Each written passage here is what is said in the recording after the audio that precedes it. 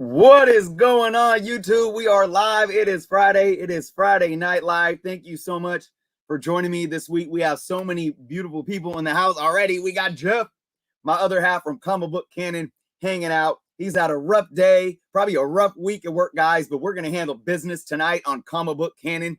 So after the show, guys, you make sure you follow us over there. As always, if you aren't subscribed to the channel yet, guys, please take some time to do so, as well as checking out all the other awesome links below, including Comic Book Canon. Guys, we're going to have an awesome show tonight, both here and there. I want to get some quick feedback before I dive deep into the show tonight. I want to ask everyone that's here right now, how is my internet? I've been having a lot of issues trying to get it fixed because obviously this is my livelihood. I cannot be having internet issues. So let me know if we are smooth right now in the comments, guys. I would greatly appreciate your feedback. But we got a lot of stuff to talk about today, guys. I got a few things to go over, a couple announcements to go over. I just want to say what's up to Joe, Bishner, P. Keel, Comic Investing, Isaac, One Shot. I saw Dan, Charlie. Let's see, Peter's in the house. Man, lots of folks here already. Made to last. Kid Collector, what's going on, kid? Pedro. Hey, Pedro, I got your package. I've been meaning to message you. I will do that this weekend, I promise. Phil, what's going on, Phil? All right, guys. Okay, so again, we got an awesome show, guys. We're going to be talking about some really kind of juicy stuff when it comes to market manipulation, comic book shop ethics, and then let's see, what's the other thing? Price gouging, right? We're going to discuss a lot of things regarding those topics. Chris, what's going on, man? He says good so far. That is good to know. Let's see. Before we get into the juicy topics of tonight, guys, as always, if you aren't subscribed to the channel, please take some time to do so. We are approaching our road to 5,000 subscribers, guys. I will be announcing a 5K subscriber contest in the next couple of weeks. I can't wait for that. Before we do that contest, though, I do want to talk about my Patreon only contest. Now, guys, for those that don't know, I have my patreon.com link below to where you guys can support the channel for just $3.99 a month. But look, you guys are here supporting me every day right here on YouTube. But if you have $3.99 a month to help out, you get a lot of extra perks every month, exclusive Patreon only videos, early access to videos, and you get automatically entered into all the Patreon only contests. I plan on doing them at least once every 3 months, but we might do more. So I just want to go over the prizes again, because for everyone that signs up to become a patron before the end of the month, so that's Sunday's the last day, you will be entered into this contest to win these prizes right here. All right, we got Catwoman #1, the Art Germ variant.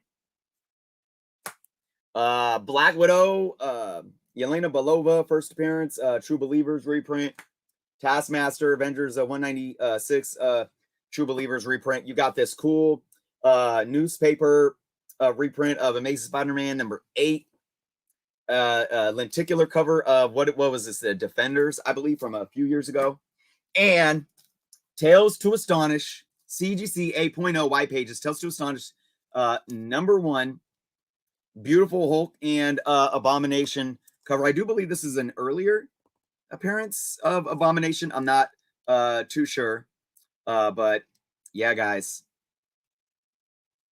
Beautiful, beautiful stuff. So again, anybody that's entered in before or at the end of Sunday, you get entered in to win those prizes. And again, big shout out to friend of the channel, Dan, for donating this wonderful grand prize for this contest. Now, speaking of wonderful people, oh, look at this. Charlie, thank you so much for the super sticker donation. Thank you for being here today. All right, P. Keel says his brother might hop on.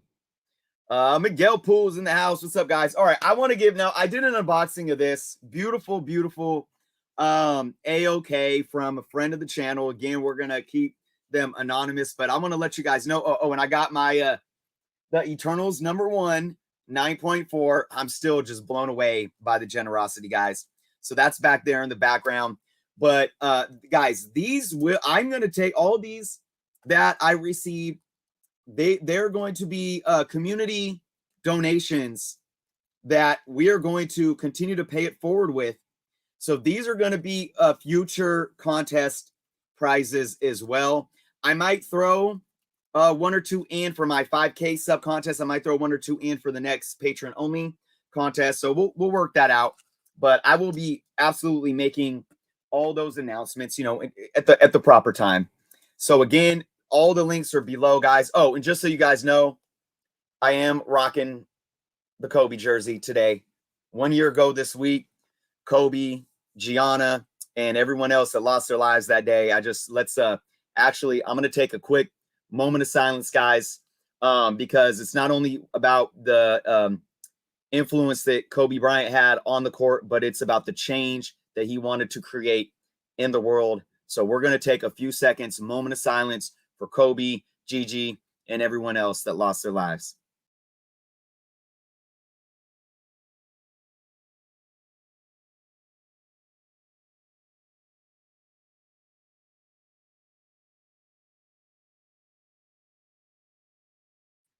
All right, guys. I appreciate that. Sending positive thoughts to his family. I'm not, I talk about, I don't like glorify famous figures and whatnot, but what Kobe did in his lifetime, is truly something that I believe will live eternally. What many people can aspire to greatness because of the model that he left, and it was outside of the court as well. Kobe was doing children's books. My kids actually were reading them and have read all the ones that he got to publish. So, rest his soul in everyone else. And let's move on to some comic stuff. Myth Lab in the house. What's going on? Comic Spunk. Tough book. Yeah. All right, guys. All right. Now, again, tonight, as always, Comic Book Canon, 6 p.m., guys. If you aren't subscribed to Comic Book Canon, our link is below. We have a contest that we are most likely announcing next Friday. So be on the lookout for that, okay? It's been a long time in the making. That is coming. I promise you guys. We have an awesome show tonight, guys. I said on Instagram, we are going to dive into some juicy stuff on the Comic Book Canon show tonight that I don't think we've ever really brought up since we've been doing it in May, since the show launched, right? So you don't want to miss this show, guys. We're gonna get into the thick of it. We really are. So I'm really looking forward to that. We're gonna talk about WandaVision. Who watched WandaVision episode 4? I won't go into it right now or give spoilers away for those, but man, I'm telling you, it is heating up. I am so excited. We're not even halfway there yet, but man, the floodgates are coming in. We saw some old MCU characters pop back up again. I thought it was really cool. And we got into another layer of what's going on with Wanda and Vision. And oh my goodness, I just can't wait for Friday. It's like, I'm just all this Disney Plus stuff, right? I mean, we had Mandalorian the last 2 months, every Friday with Luke Skywalker showing up at the end. Now we got WandaVision, our first taste of MCU since the summer of 2019. And it's just every week, man. So, oh man, it's just, I'm getting goosebumps talking about this stuff. Yeah, no spoilers, guys. I know there are a lot of people that, probably are working during the day or just busy and can't get to it until tonight. So, Razmeen, what's going on? Swelling Terror, what's up? Yeah, no spoilers in the comments, guys. Budro, you're going to watch shortly. Awesome. Hopefully after the show and after the Comic Book Canon show. All right. Let's see. My ADD doesn't let me watch WandaVision. Oh, my gosh. Charlie, yeah, it is a Marvel TV show on Disney Plus. All right, guys. All right, shall we get into some of these topics, guys? I said we do so. Let me grab a sip of water. Oh, man. Dollar Ben, what's going on? Again, guys, before I get into the topic, I do want to say one more time, I really appreciate you guys being here every Friday, helping support the channel, just tuning in and being a part of this great community as it continues to grow. And I keep wanting to remind you guys, it's only the beginning for me. I have so much planned, and this has been a journey And I can't wait, man. I can't wait to see what the future has in store for this channel, for Comic Book Canon, for all you guys. And I just really, really appreciate you. And again, one more time, I want to give a big shout out to all my patrons. I truly appreciate you guys more than words can say. And of course, to all the amazing acts of kindness and donations that I've been getting. I got another donation for more prizes and giveaways to distribute back to the community. So this is just, all of you guys are awesome and truly, truly amazing. So, all right, without any more, let's get right into it, guys. Let's get into it. So I was in my live stream last week and I forget who it was. I apologize, but somebody brought up talking about, hey, what do you think of comic book shops, you know, upping the price of a book on the day it's released or like the next day right after it's released and like that. And I was like, ooh, that's a juicy topic. Now, here's the thing, guys. Ashley did a video on this. ABC was, what's going on?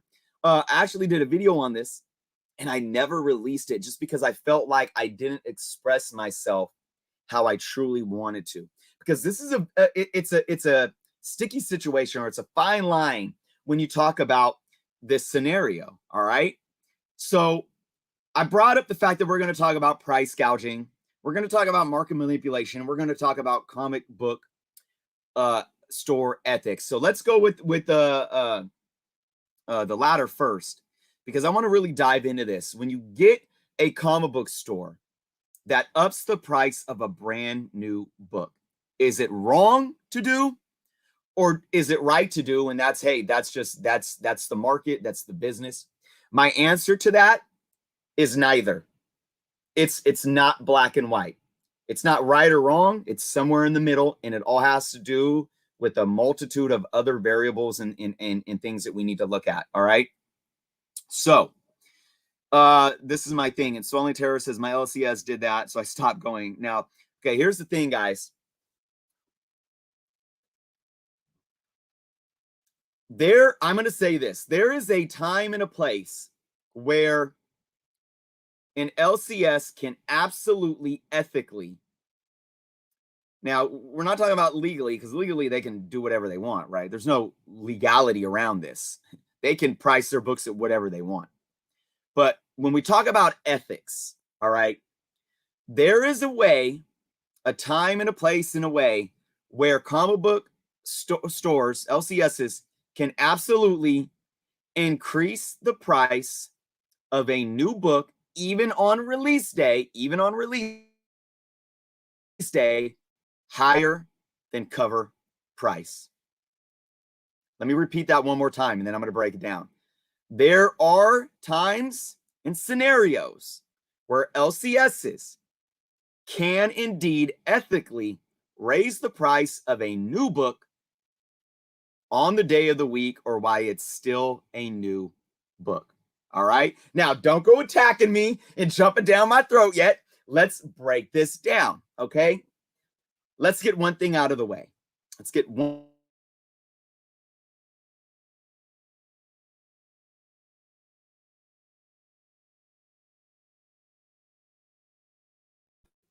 All right, here we go, guys. Hoping we stay live here, because I do not want to cut out. We are gonna.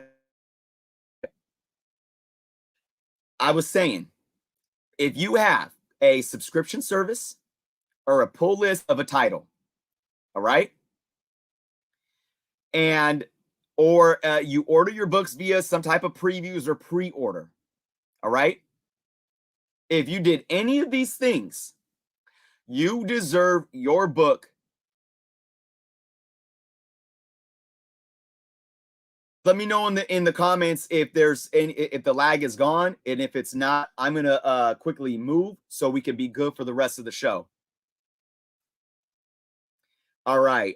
Sean Miller says, hey, there was a storm the last couple of days, actually. All right. But yeah, let me know feedback, guys, if I'm still, because I look like I'm good on my end. All right. So I'm gonna set the record straight right now. If you have a book sitting in your pull list, or you pre-order that book, and you go into your LCS on the day of release to go pick it up, right? And they said, nope, that book's $9.99 now, or $5.99, whatever. If it's above $3.99 or $4.99 or whatever the cover price of that book is, that is wrong. 100%. That is wrong. All right. So let's get that out of the way. All right, guys, I'm going to move. All right, check this out. I apologize, guys, but I want this show to be a good show. We got a lot to talk about. Bear with me for about 30 seconds. Keep the chat lively. I'm going to move, and it's just going to take me about 30 to 60 seconds, and we're going to keep talking about this, guys. Hold tight. I do apologize. All right. You're just going to take a little walk with me, guys. All right, here we go. Here we go.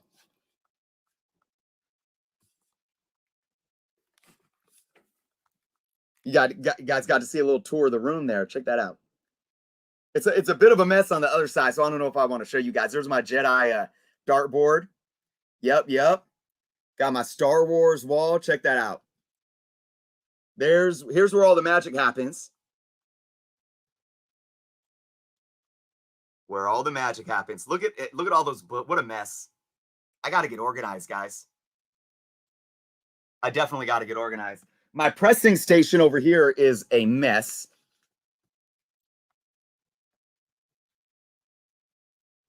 Yep. There's my movie posters. There's my Voltrons that I got. I had the black one, but all those other ones were act of kindness from Simon. Big thank you to Simon. All right, guys. So you got a little tour there. The lighting isn't going to be as great over here, guys, but it's all good. We're going to make the best of it. All right, so check this out. Let's get back to this topic, right? Actually, 1 second. All right. Here we go. Let's do this. Now I'm comfortable on the couch. All right. Planet Arizona, what's going on? So I was saying, if you guys got your books in a pull list or you pre-order them or whatever the case may be. Oh, I got a ton of Transformers over here made to last. Maybe I'll show that in a minute, but let's get back on this topic. That is your book and cover price, or if they offer a 10% or 25% or 35% off, that's your book. If an LCS store or owner or whoever is managing that store is telling you that you can't grab your books that are in your pull list or secured via pre-order or whatever the case may be at cover price, that is wrong, and I would stop giving them my business. That's my perception of the matter right there, okay? Right? But get this, guys. Let's look at just walking into your store on a Wednesday and this book comes out, all right? Now, we're going to do a hypothetical here. Say this book, maybe it's a hot Star Wars book, or that there's a first appearance or speculation, around a character like Noel or something. Something big is going to happen in this book, and we know this. It's known via previews, Marvel previews. It's been built up. It's not like a secret, and you got high demand for it already prior to the release. A good book that had that high demand prior to the release was The Last Ronin. You saw pre-sales of that book going above the cover price. But back to my hypothetical here. So, you got pre-orders coming in and whatnot, and the book's already hot. The people are already, they got their pre-orders in, and they're selling them on eBay. They're selling them on the secondary market at higher than cover price if people are willing to pay more than cover price now to make sure they get their hands on this book, right? So that's naturally driving the fair market value of that new book that hasn't even released yet up. It's natural. There's nothing wrong with this here. Keep that in mind. Because people are already demanding this book, they're already willing to secure their copy at a price that's higher than cover price. And usually that's done on the secondary market via pre-orders. That naturally states that this book has a fair market value that is higher than cover price. So fast forward now a couple weeks when the book actually comes out, your LCS ordered a certain amount of books, and you can walk in when the store opens on that Wednesday and hypothetically grab that book off the shelf and pay $3.99 or $4.99, whatever the cover price is for it. And while other people were paying, let's just say $10, $15, $20 on eBay to make sure they secured theirs. So if I'm a LCS owner, I can look at that and say, well, there's a high demand for this already. So that means I could probably price my books at higher than the cover price. And when I put them on the shelves on Wednesday, people will come in and they will still pay that premium price, right? And again, I'm not looking at right or wrong here. I'm just putting the scenario out. That probably could happen, right? Absolutely. That's market demand. But the question is it ethical? And where's that line drawn in the sand, right? Here's my thing. Ultimately, I look at it in one way is this. We always talk about supporting our comic shops, right? Support your LCS. They're struggling, even in COVID, it's hard, everyone's so quick to buy books on eBay and all this, and just go support your local comic shop. So if a local comic shop has the same book come out that's selling on eBay for $15 or $20, those same people that are telling you to support your local comic shop are now going to demand that LCS owner sell a book that's already selling for $15, $20 for $3.99. And again, I'm not agreeing with this or not. I'm just putting the question out there for everyone. So you're telling me that you understand the struggle of the LCS, of the brick and mortar LCS. But when a book that's already selling for $15 to $20 on eBay and Facebook, you expect your same LCS owner that's struggling to sell that book for $3.99. And again, this is not people that have it in their pull list or people that have it in a pre-order secured or whatever. This is for the LCS putting his copies of the book on the shelf. I want to know. So I want to hear your guys's. Is that right? Are we entitled to tell the comic book store owner that it is wrong of you to sell this book at fair market value? Are we seriously going to tell them that it is wrong of you to sell this book at fair market value? Simply because we feel entitled to it.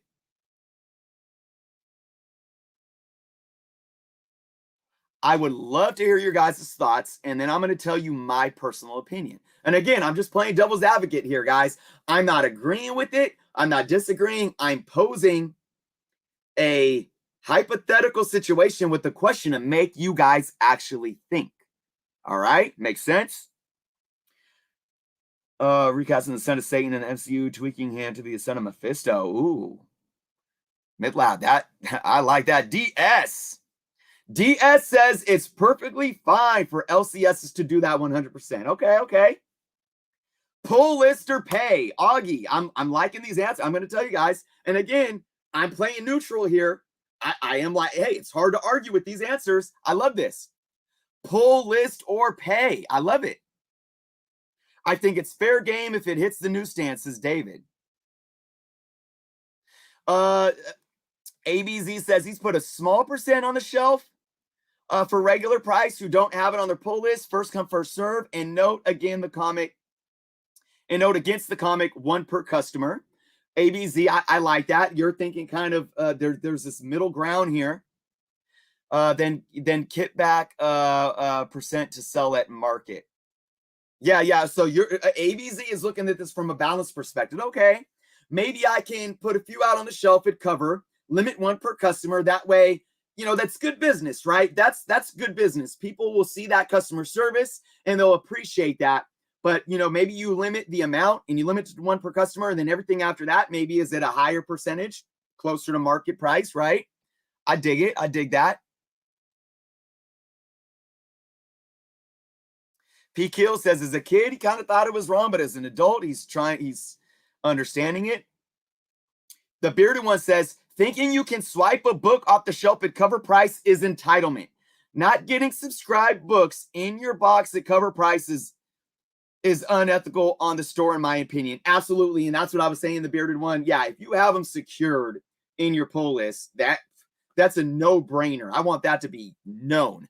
If they try to upsell you on your pull list books, that's whack, and shame on that store. Shame on that store. All right, let's see.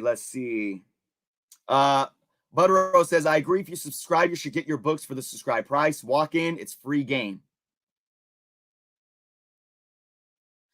Let's see. Do any of us offer $20 books for $4? No. Then why should a shop with expenses do that?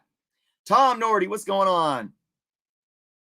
Go to a seafood restaurant and ask for lobster listed at market price to be served to you for the price of catfish. Good luck. I love it. I love it. Yeah, okay. So here's my take, guys. I'm gonna put my opinion out there. I like most of those answers, and I really agree. I agree with like everything everyone said. I agree. Look, the bottom line here, guys, it's fair game. It's fair game. I would like to note this though. Even if a book is selling on eBay for higher than market value, or for a fair market value higher than cover price, say a brand new book at the day of release is going on eBay for $20.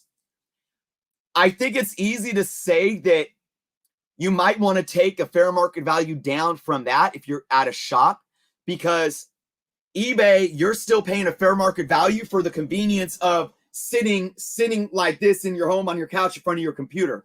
Whereas if you're going to an LCS, you still have to get in your car, spend the gas, drive down there. So let's say a brand new book came out and it's selling for $20 on eBay.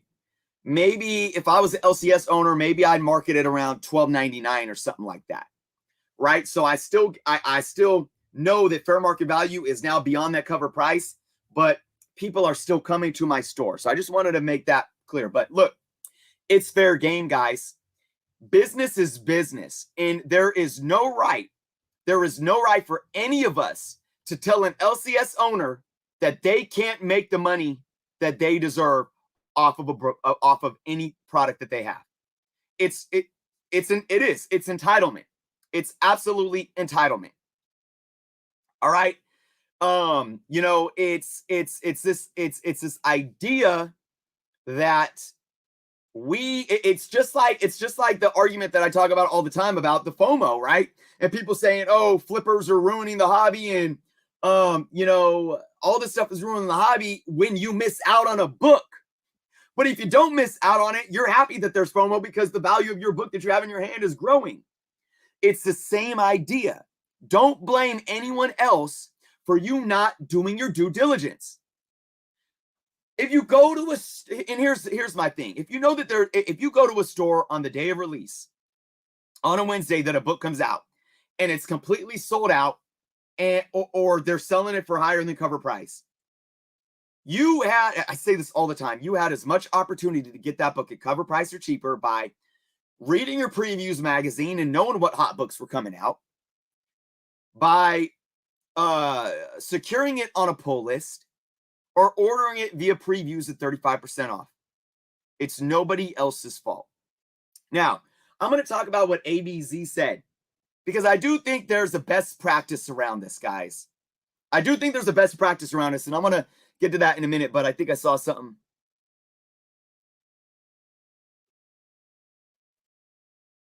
Let's see. I saw something. Dr. Lovebox says, honestly, I don't think shops should charge more for cover day of.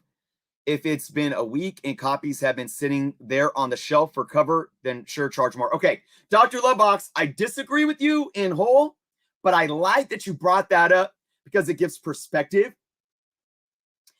And the perspective of your statement is this: where's the authority that says time limit matters? Who's just, if a book, and now here's the thing, get this: if a book at the day of release is selling for higher than cover price, so you're telling me that the LCS should keep it at cover price no matter what the market's saying, and you said maybe they should wait a week. Well, who dictates a week? Should they keep it like that on the first day, on the first 3 days after release, or a whole week and then upcharge it? What if a week later the book drops in value and it's back down to cover price? Now that LCS owner had an opportunity to make money, but they couldn't. But everyone that went and bought that book from his story cover price, went on eBay and upsold it for $20 and made money.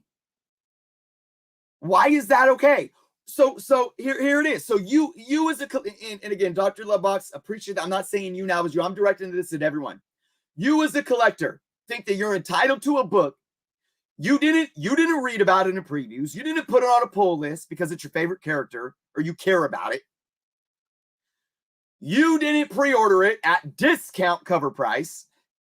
You want to be entitled to walk into a store day of release and get it at cover price and sell your LCS owner short.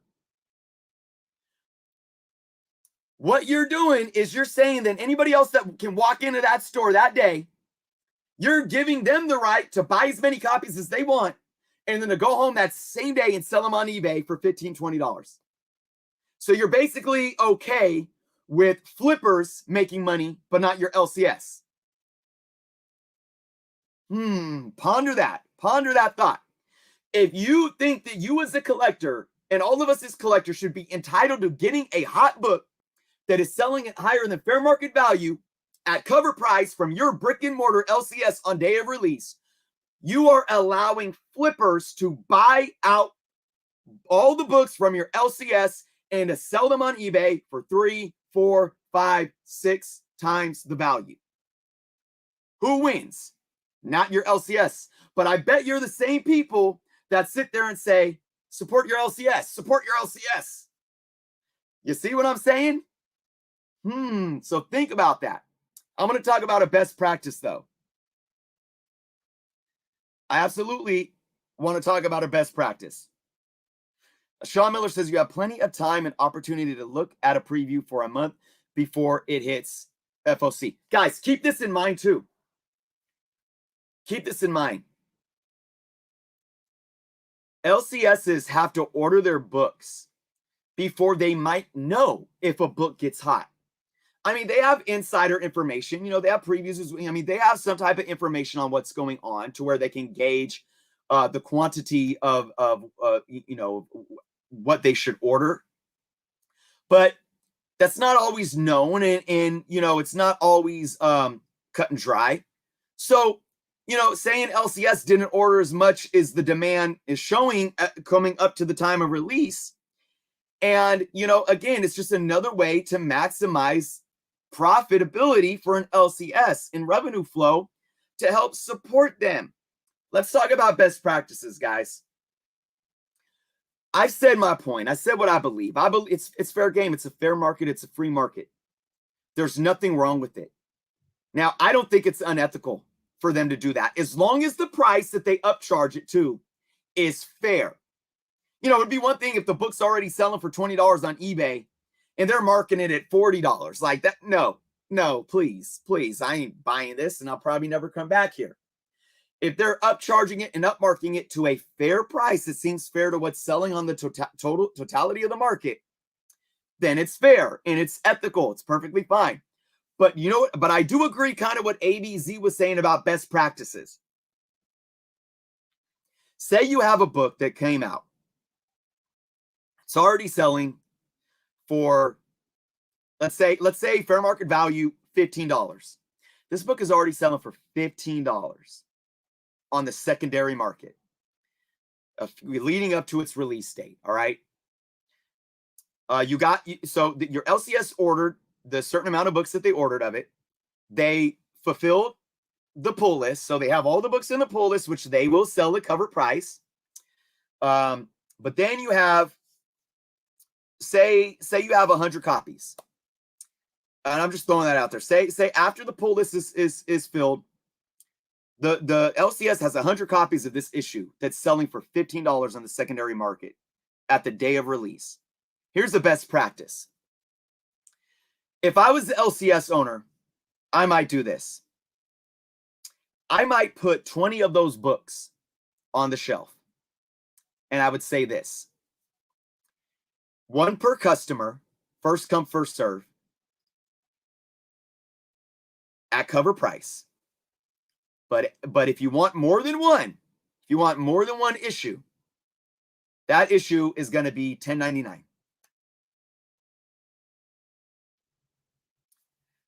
first 20 customers have the ability of getting that book at cover price. But if you want to buy more than one, you have to pay $10.99. My $10.99 price is lower than secondary market fair market value. And I'm still allowing the people that come into the store, first come, first serve, to get their hands on at least one copy at cover price. Best practice. And what does best practice means in a business sense? It means it's like a promotion. It's good business. So what that tells my customers is that I care about them and I'm willing to provide, in a sense, a bit of a discount, a bit of a promotion. And I think that's the best practice because it allows customers to see that I am fair and that I actually care about my customers. Now, if I don't do that, it doesn't mean I'm being unethical.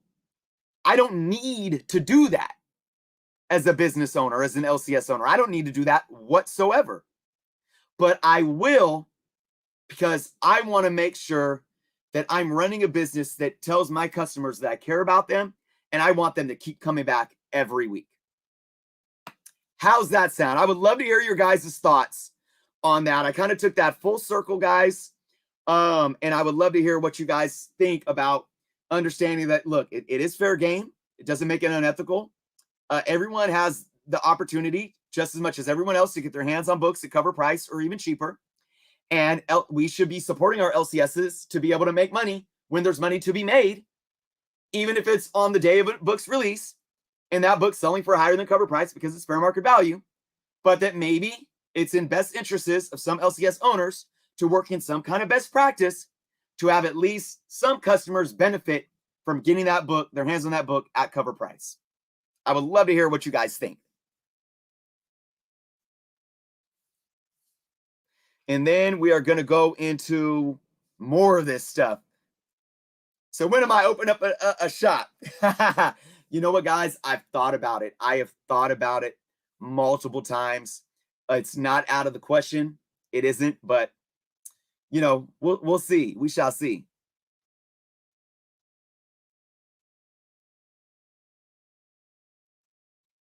Comics by the Cover says, should there not be a consideration that the LCS made money on the initial markup between wholesale pricing and cover price? Comics by the Cover, I love this question because, again, it poses us to be able to dive into look at context from a different perspective. We should take that into consideration, but here's the thing. Here's my argument to that, Comics by the Cover. Comics by the Cover is basically making an argument saying, well, look, why don't they just still sell them for cover price if they're already getting them at a discounted wholesale price? So their profit margin, right, should be at that $3.99, $4.99 cover price point. They still have a large profit margin if they're selling their books. Here's the thing, though, guys. LCS stores are not just a primary market business. LCS stores are a primary market and a secondary market. So get this. This is another question. When does a comic book become a back issue? When does a comic book become a back issue? And this goes to Dr. I forget who said that other kind of bringing in context. I kind of disagree with it, but I love the question. When does a comic book become a back issue? We know that when a comic book becomes a back issue, it could do one of two things. One of two things.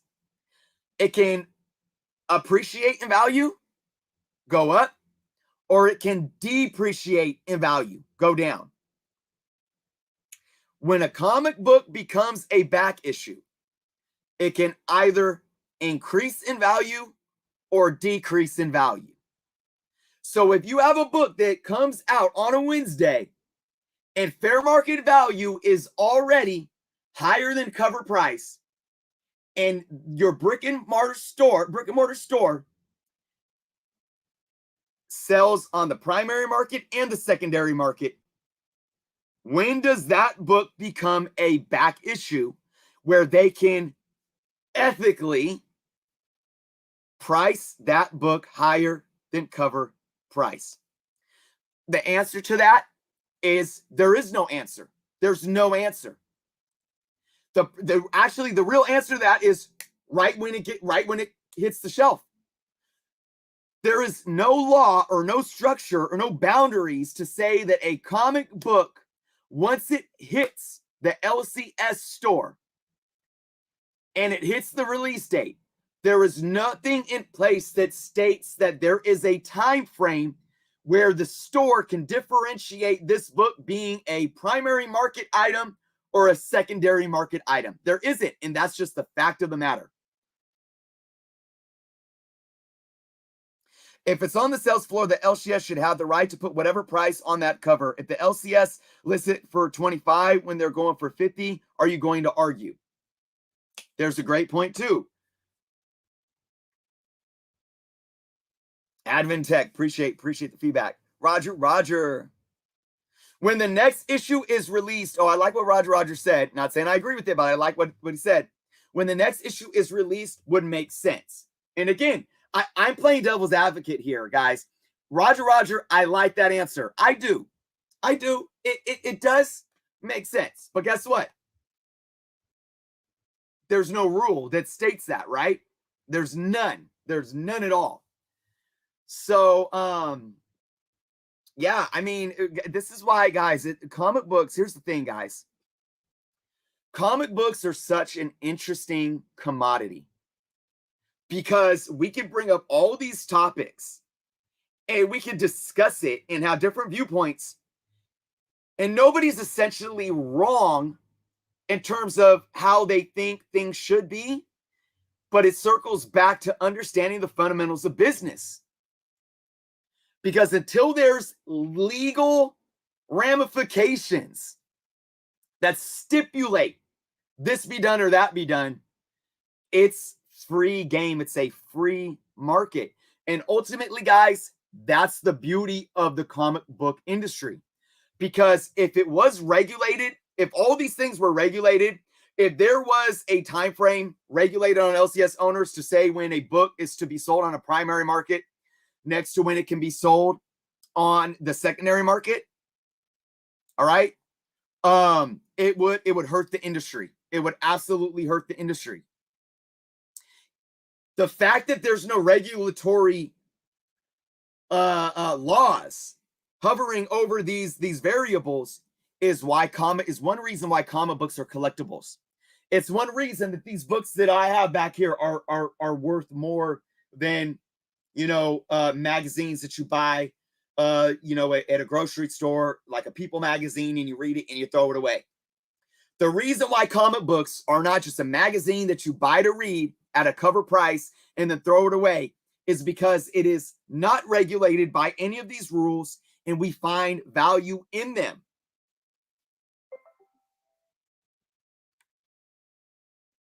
That would also cripple the LCS from maximizing profits. Absolutely. And guess what, guys? That's a domino effect.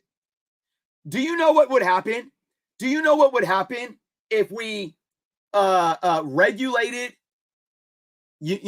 fair market value for new books at LCSs? Do you know what would happen? It would hurt their bottom line. Essentially, would hurt their bottom line, and it would drive them to upcharge on future books, regardless if that's back issues or new books. Or they would have to stop ordering as many books as they would order. And you know what that would happen? That would mean less business for the publishers. And what would the publishers do to compensate? Raise the cover price. Let me repeat that, guys. Let me repeat that.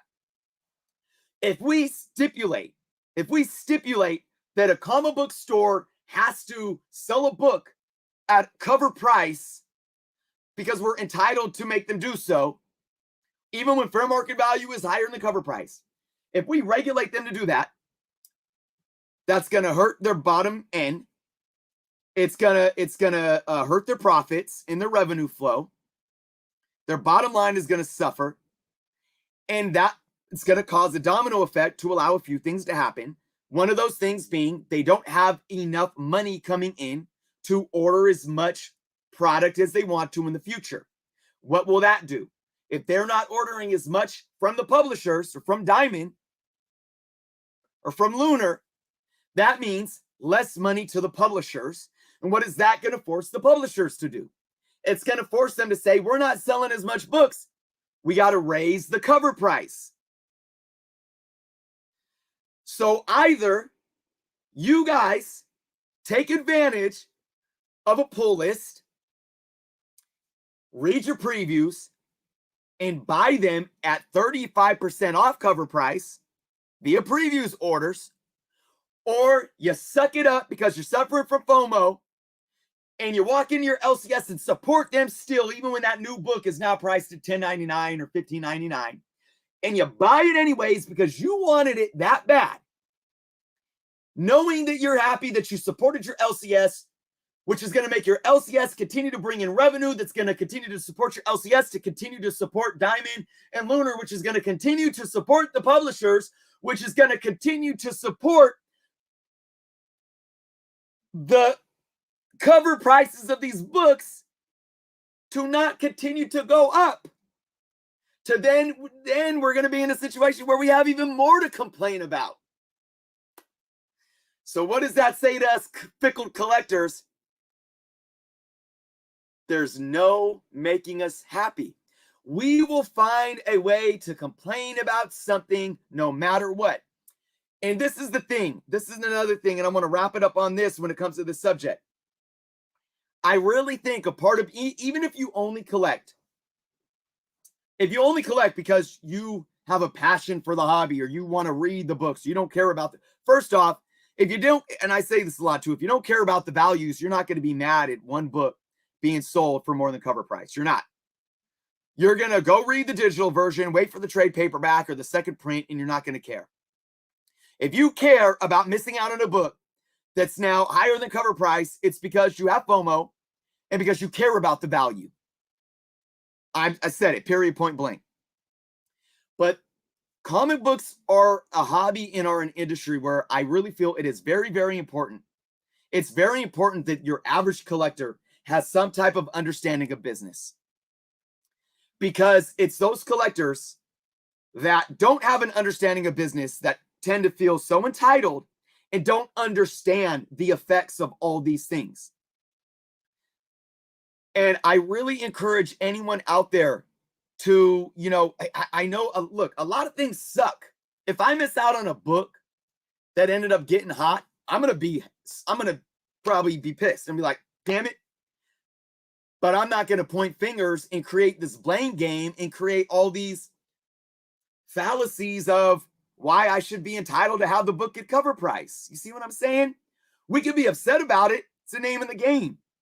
If you go into a casino and you gamble all your money away and lose it, you're going to be upset. But are you going to blame the casino?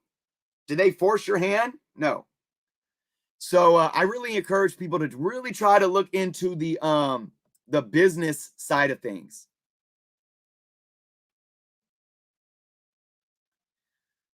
All right. Let's see if we can get into some comments.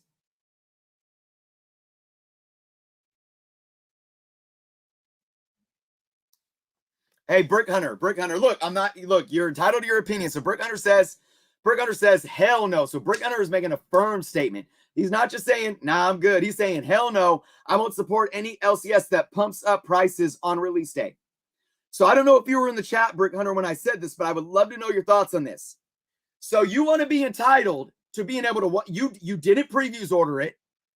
You didn't put it in your pull list. You didn't secure it. That's nobody's fault but your own. Okay. And you want to be entitled to walk into your LCS on release day for a book that's already selling for $20 anywhere else. And you're going to demand that your LCS sells you and everyone else that book at cover price. Do you know what you're doing? You're allowing other people to go into that same LCS and buy that book at cover price and go home that same day and sell them on eBay for $20. So Brick Hunter, I just want to know, playing devil's advocate here, I want to know. So you're okay with selling your LCS short just so you can try to get your copy at cover price while the next person that goes into your LCS can buy 10 copies and goes and pumps and dumps them on eBay for 4 times the value. So you're okay with flippers being able to profit, but not your LCS. Honest question. I would love to hear your feedback on that.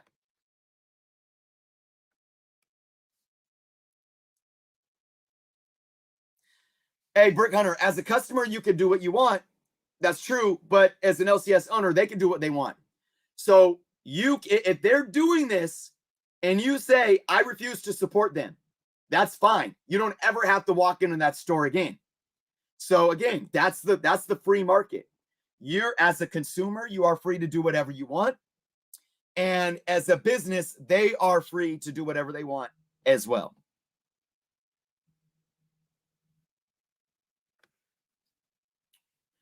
Yeah, DMed says that his LCS only pumps up variants.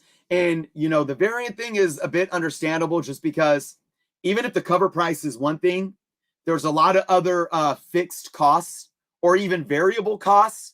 I would say more variable costs that go in to what those variants are. Variable not meaning variant. I don't know if you guys know the business term of a variable cost next to a fixed cost. But there's variable costs that go into what they're actually paying for those variants. So that's why sometimes those variants are marked up, whether or not there's a demand for them or not.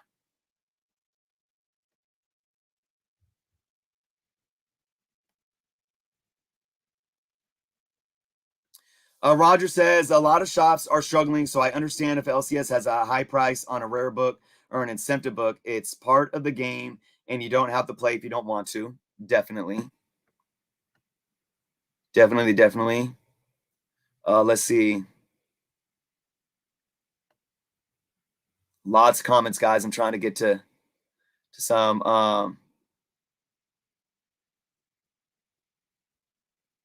I mean, getting mad in an LCS marking up a book on their sales floor is like getting mad in an LCS allowing a customer to buy out their copies on the floor.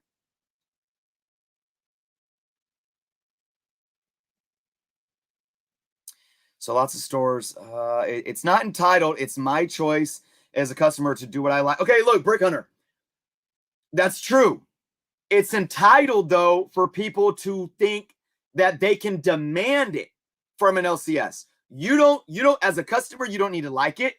And as a customer, you don't need to support an LCS. You can support eBay for all that matters. When I talk about entitlement, it's entitled to, you cannot like it, but it absolutely is entitlement to think that your LCS should sell themselves short. It is. It's entitlement to think that your LCS should not be able to sell a product at the going fair market value. You may not like that, but you still have to accept it on the business level. You have to understand it. That's their business. They can do whatever they want. I'm not mad at it, but I don't like it, so I'm not going to support them. Simple as that.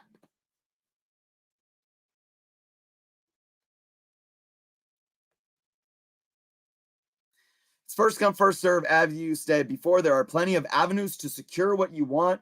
It is up to ourselves to give away. Absolutely.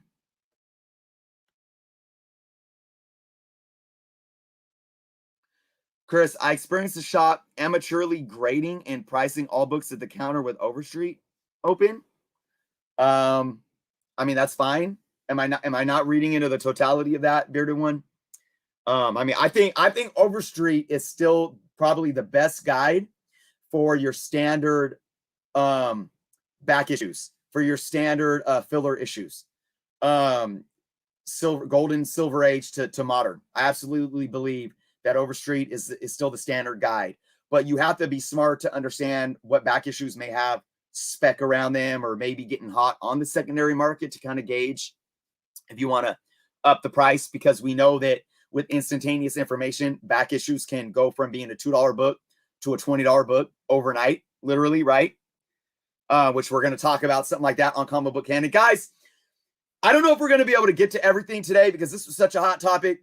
We will be wrapping up here shortly. I do got to prepare for Comic Book Canon. We are just 50 minutes away from Comic Book Canon, guys. So I wanted to let everyone know again, if you're not subbed to Comic Book Canon, check us out with the link below and see us over there tonight. We have an awesome show. It's going to, like I said, we're going to be talking about stuff we have never discussed on Comic Book Canon before. So I hope to see each and every one of you there. But definitely want to get through some more of your guys' comments and questions.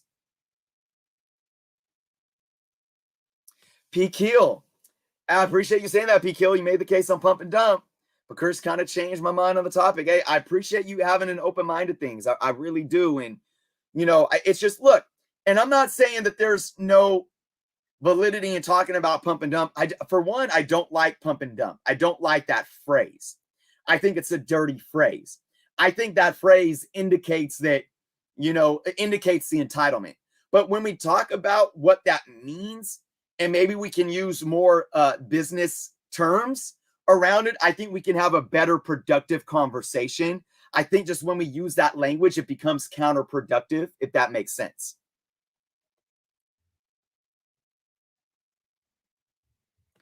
What's the best thing to do sleeving old comics? Be careful. Just be careful.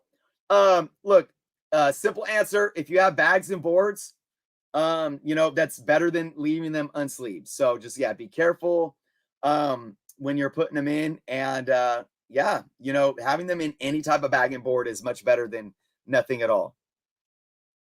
All right, let's see. D Mets. If I have a pull box and miss an issue, the LCS should do what they can to get you one. D Mets, you bring up a nice. Here's okay, and I think I'm getting this right. If you don't have a book in your pull list, but you have pull lists at those LCSs, maybe you should be entitled to a hot book that just came out at cover price. Is that what you're saying? That could be a best practice. Now, again, LCS doesn't need to do that, but I like that. Okay, so go back to my best practice of leaving like 20 books at cover price. If you want more than one, maybe a best practice could be you don't set books aside. You don't set books aside, but you set your books on the shelf. And if there's any left on the shelf that are selling it above cover price, you know, maybe there's a discount that you can give individuals that have pull lists because they're already valued returning customers. But maybe still saying you only get one and you have to get another one for fair market value. Or maybe it's not cover price, but maybe it's discounted from the fair market value that they're selling to everyone else. Again, these are all best practices that LCSs can work in. Tricky says variants were partially designed to help out LCSs. Guys, Tricky, I love that you brought this up. I was thinking, look, so many people talk about how the publishers through Diamond make LCSs order a certain amount of cover A in order to get cover variant 1 in 100 variant this, and they see that as a bad thing. Guys, that's not a bad thing. It's good for the publishers, and it's good for whoever is tied into these 1 in 100s. It's good for the artists, or if they're store exclusives, and it's also good for the LCSs because guess what? It allows LCSs to get books that they can sell at a premium to get a higher profit margin in on the variant books, and it allows more books to be sold from the publishers themselves. But here's the thing.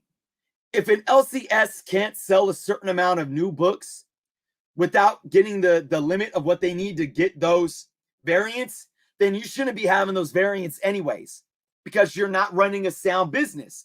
And look, maybe that's not necessarily or inherently your fault, but that's just the name of the game. So if a business is running a business that can't sell this amount, X amount of cover A's, they have no business in trying to sell variants in the first place.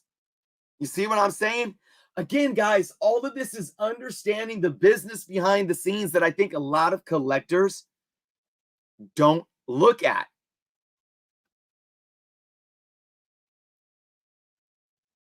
Oh, Chef Bruno, you asked that. So that's the thing. An LCS store doesn't need to get stuck with so many cover A's because they wanted to order some variants. They don't need the variants. Just like we aren't entitled to getting a book at cover price if we didn't get a pull list or didn't get a previews order. And LCS isn't entitled to the variant exclusives. I am not going to hear an LCS cry about, well, I'm stuck with all these cover A's because I wanted to sell the variant. No.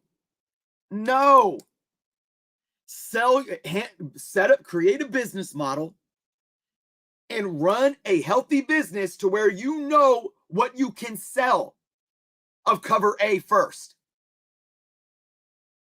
Right? I'm not going to be in a business to where like I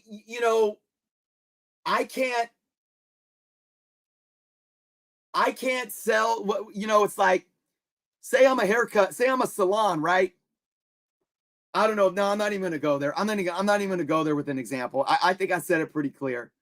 It's on the LCSs to know their business, to gauge their customer base, to market and to promote themselves to be successful. If they want those variants, they better make sure that they can sell that X amount of cover A's before they go and cry about being stuck with a bunch of books that they now have to sell in the dollar bins.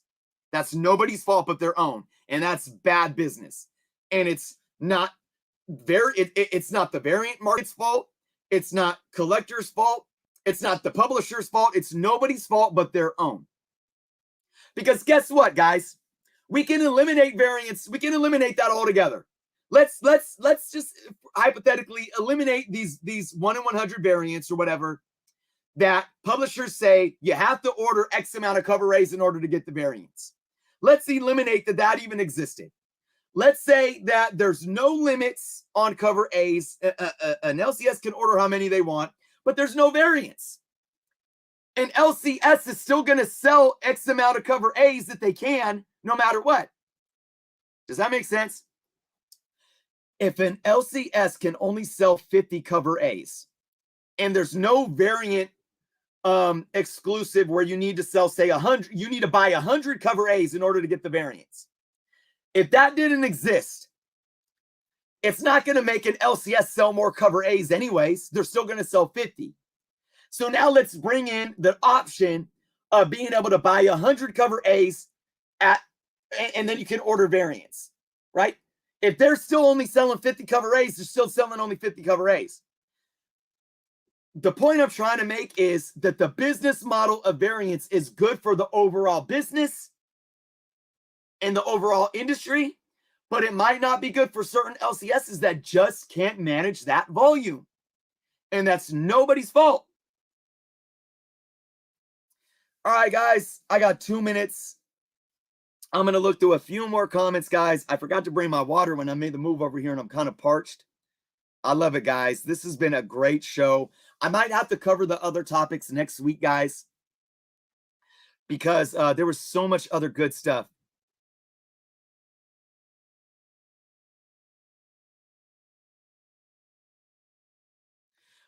Beer Fang Thunderfish talking about there'd be nice if it didn't have 3 covers.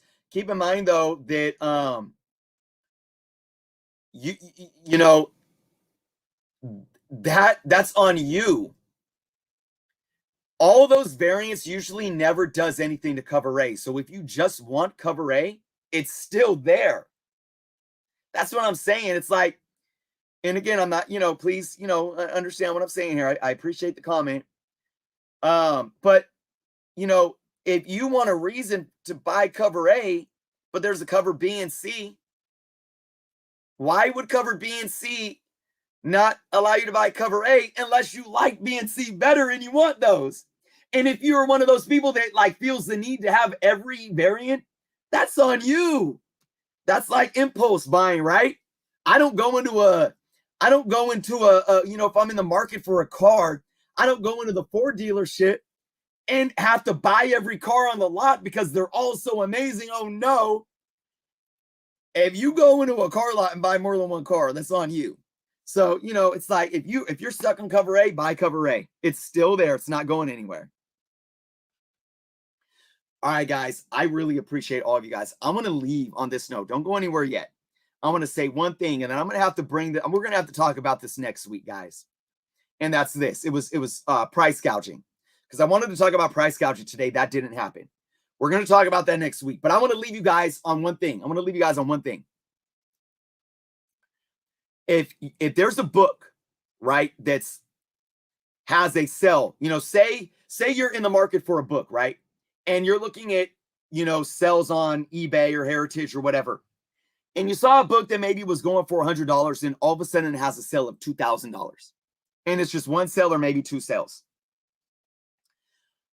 That doesn't mean that book's fair market value is $2,000. I'm going to leave you guys on that note, okay? That's all I'm going to say.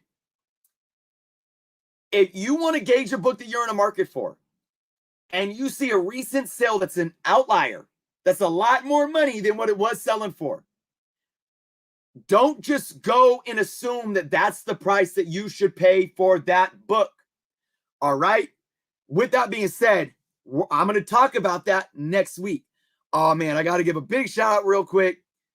Beer Fang, really, really appreciate you. Valid points. Glad I managed to catch the tail end of the show. I'm really glad you were too, and I'm glad that you brought up that piece to discuss. And thank you so much for the super chat. I truly appreciate you. Woo!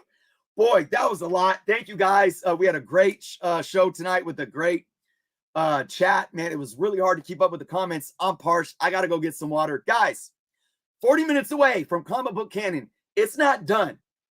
I want to see each and every one of you over there on the Canon, guys. Link is below. We have a show tonight. I promise you guys, you won't be disappointed. So thank you all truly for being here tonight. I got to get some water. I always leave Jeff waiting. He's waiting for me. We got to rehearse for the Comic Book Canon show.